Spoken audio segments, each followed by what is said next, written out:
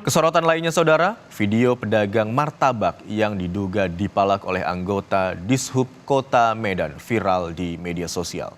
Pedagang mengaku ia kena razia penertiban oleh Dishub lantaran tak memberikan makanan kepada petugas. Bapak tadi minta martabak nggak dikasih, makanya Bapak keluarin surat ini. Nah, Bapak tugas kalau mau minta makan kita kasih. Nama Bapak siapa? Tolong buka dulu Pak itu. Buka dulu. Buka nama Bapak, buka. Bapak minta martabak nggak dikasih, 45. Dalam video ini, pedagang mengaku bahwa ia terkena razia petugas Dishub karena tidak memberikan martabak dagangannya kepada petugas Dishub yang tengah berpatroli. Pedagang mengaku saat sedang berjualan, ia didatangi seorang juru parkir yang disuruh oleh petugas Dishub untuk meminta martabak. Karena menolak memberikan martabak, petugas Dishub pun akhirnya memberikan surat penertiban. Bapak tadi minta martabak nggak dikasih, makanya Bapak keluarin surat ini. Nah, terus saya pun ada berkata, Bapak jangan begitu caranya, jangan seperti preman. Bapak seorang dinas dan berpakaian dinas, jangan begitu.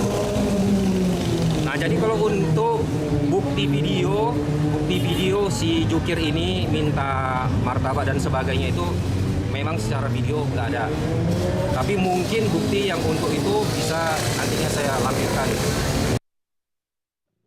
Buka nama Bapak, buka. Kadis Perhubungan Medan, Iswar Lubis, membantah jika anggotanya meminta sejumlah martabak kepada pedagang. Iswar menjelaskan, dalam video itu, petugas sedang melakukan sosialisasi dan menempelkan stiker larangan parkir di trotoar. Merasa nama baiknya dicemarkan oleh perekam video, anggota Dishub tersebut juga sudah membuat laporan ke Polrestabes Medan.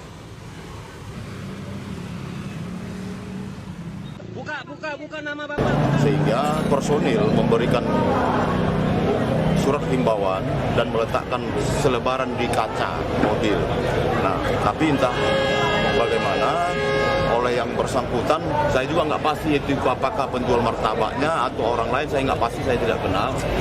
Tapi ada yang memvideokan seolah-olah itu karena anggota kita meminta martabak, karena tidak diberi, baru melakukan penertiban. Jadi untuk merasa namanya tercemarkan, pada tadi malam sudah membuat pengaduan secara resmi ke Polrestabes Medan.